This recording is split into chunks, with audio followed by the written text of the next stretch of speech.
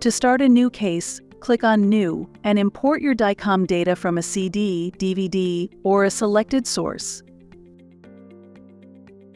In this case, the data is from the selected source on the computer.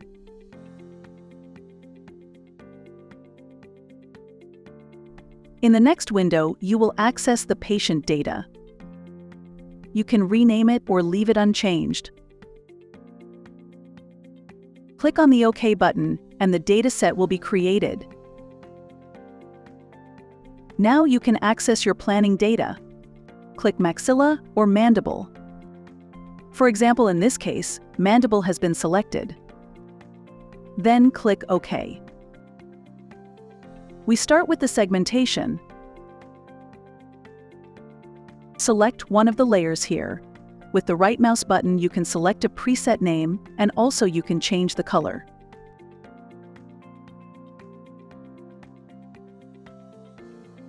Here, with the slider, you can change the density of the DICOM data.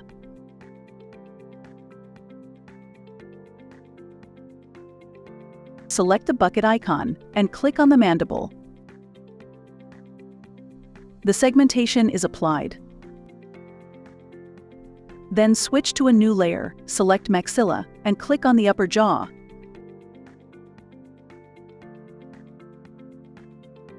Now both jaws are segmented separately. And to save this, just click the Close button. Now you can see that in the segmentation window you can switch off the default and leave maxilla and mandible.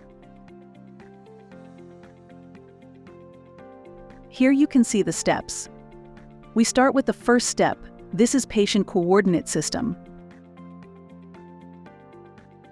Correct the patient coordinate system and click OK. Then we move on to step 2, where we create the panoramic curve. Start by placing the middle point of the curve between the central incisors, then add points near the premolars and third molars.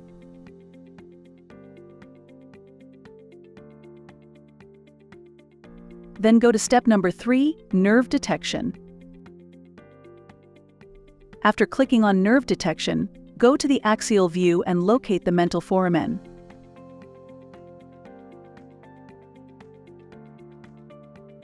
The right nerve canal is highlighted in blue, indicating that we are currently detecting it.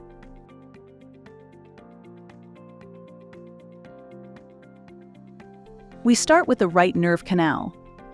First, click on the mental foramen, and then open the cross-section and tangential views. We can switch the display mode here and open both cross-section and tangential views in full screen. If I click and hold the mouse button, I can move the point. Then I go to tangential view, click the next point, and in cross-section, I correct it. Go to tangential, scroll the mouse wheel, click the point, and correct in cross-section.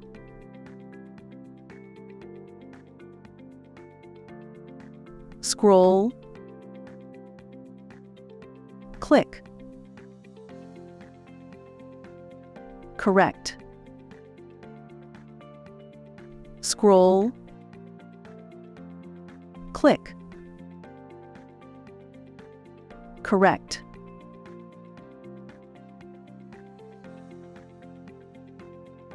Now you can close this window and select the left nerve canal.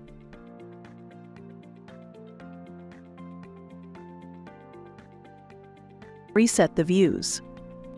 And in the same way, start with the left nerve canal. Select the foramen, then go to cross-section and tangential view. Place the first point. Scroll, click, correct. Scroll, click, correct. And now we are ready for the next step.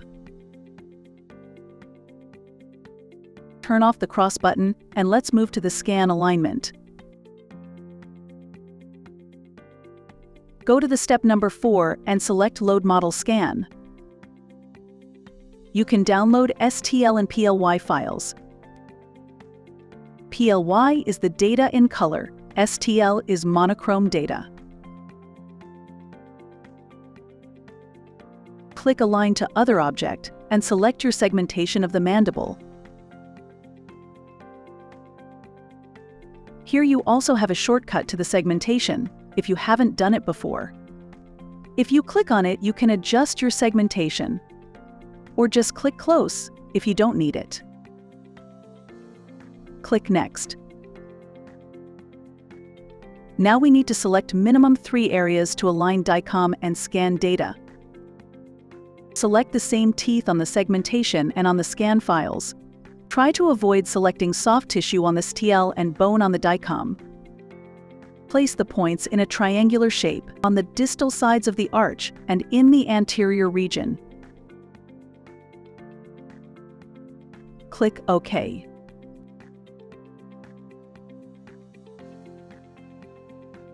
Check the scan alignment in sagittal, coronal, and axial views.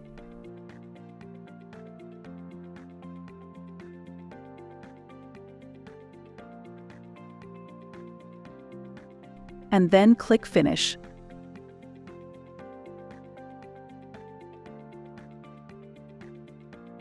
You can also download your antagonist. Click on step number 4 and select your maxilla scan. Click Copy Alignment and then click Finish. You can make your own wax-up in Co-Diagnostics, or you can download it from the CAD software. Let's start with the first option. Click on the little arrow here and select Tooth. You can select as much teeth as necessary. In this case, we have 4, 6. With the double click on the tooth, you can open Movement option. Select Model Scans. And select Movement button for finding the best position. Remember that you can use this tooth only for visualization, not for the export. Second option, download your wax-up data from the CAD software. Click on the Loading button. Select Load Model Scan. And select your wax-up scan.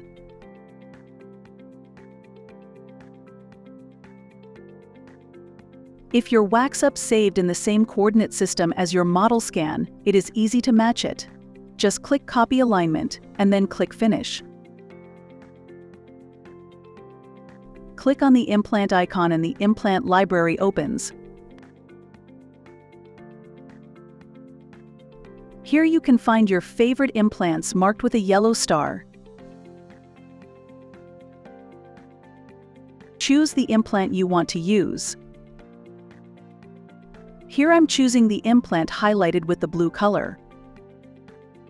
And you can choose the tooth position where you want the implant to be added. Then press OK. The implant will be in the plan. Center the implant in the middle of the picture with this button. Now you can make a fine alignment. You can also make bigger the cross-section and tangential picture here.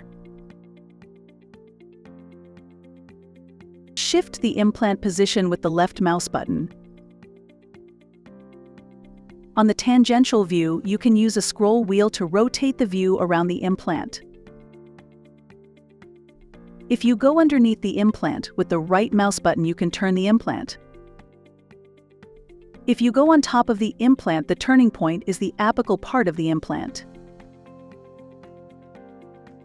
So you can align the implant in both pictures.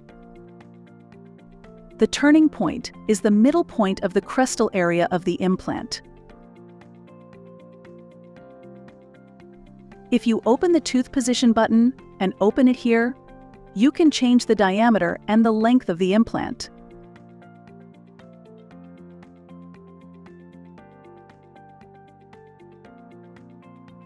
You can also add abutment in your planning here.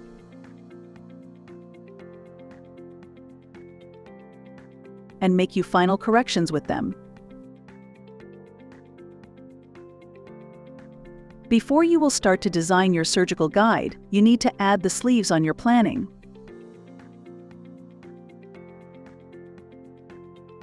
You can make it here or here. A new window opens, and the different sleeve systems will appear. Because we plan a Straumann implant, the first one is the Straumann sleeve. Here are different options: the whole geometry cylindrical, where you can set the sleeves in any direction you want.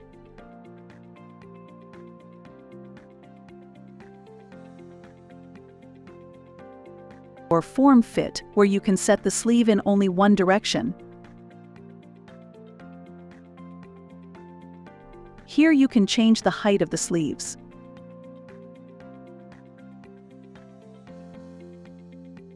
Let's use H6. And when closing this window, the sleeves are set for the implant. You can change the sleeve position using drag and drop, moving them up or down. For the surgical guide design, click on this icon. Then you choose the model which you want the guide to be designed on. Click the next button, and now look for an insertion pass from the occlusal side.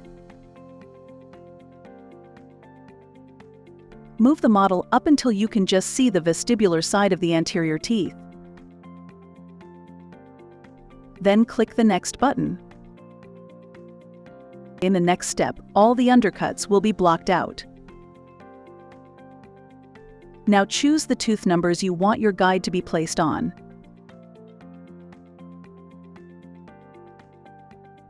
And if you go over here and the circles turn yellow, you can move the circles and you move the red dot to the middle of each tooth, so you can grab them and move them. Or if you're in the circle, you can just click on the position where you want to place them. If you are done with that, turn the model up and check that the surgical guide is not too far down on the soft tissue, as here. Using the scroll wheel, you can make the circle smaller or bigger. On the other side, you can see that you have a sufficient connection to the sleeve holder everywhere. Make the circle bigger so it comes down to the lower side of the sleeve holder. Now click again on the next button. And on the next page you can see the offset. Offset means how tight the fitting of your surgical guide will be in the patient's mouth or on the model. Depending on your printer to a certain extent, if you increase the numbers it will be looser, if you decrease the numbers it will be tighter. And here you can adjust the wall thickness. Then hit the next button again. And that is your first design of your surgical guide. Now move the surgical guide so that you can see the occlusal side and add your first inspection window. Now place it here on the ring of the sleeve holder to give the surgeon freedom for their instruments later. So that right now only the natural tooth is in the way.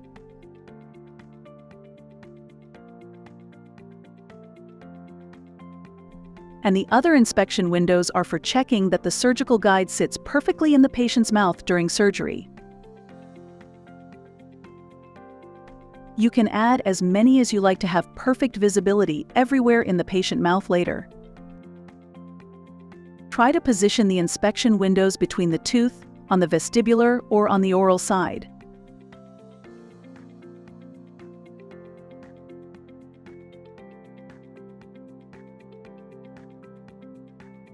Then click on the next button.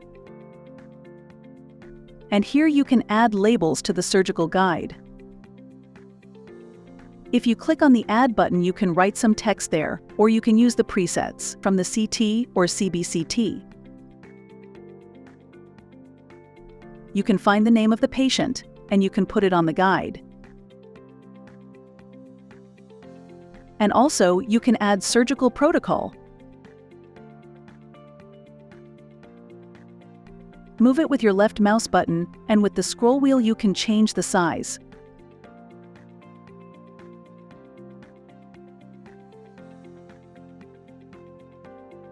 And your surgical guide is ready either for export, if you have the producer version, for printing, or to send it somewhere to a producer license if you have the client license. In this case, I will export my surgical guide. Click to the Export button.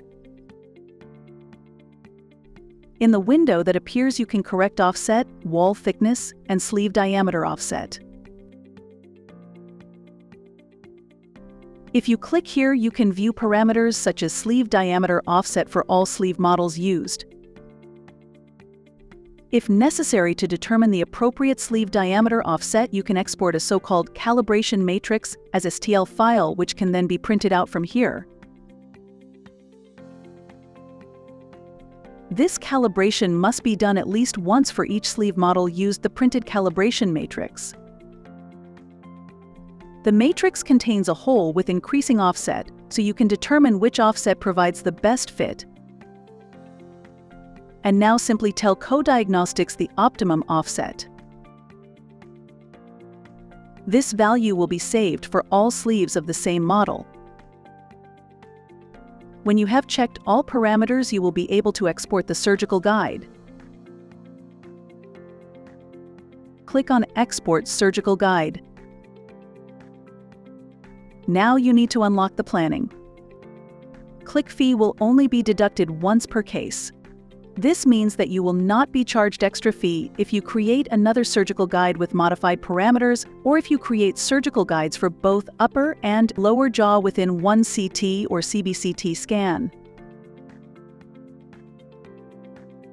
I apply it, and now you can see your finalized surgical guide.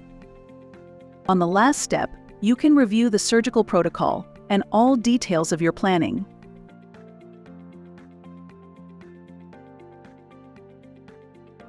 You can save this file as PDF, or you can print it.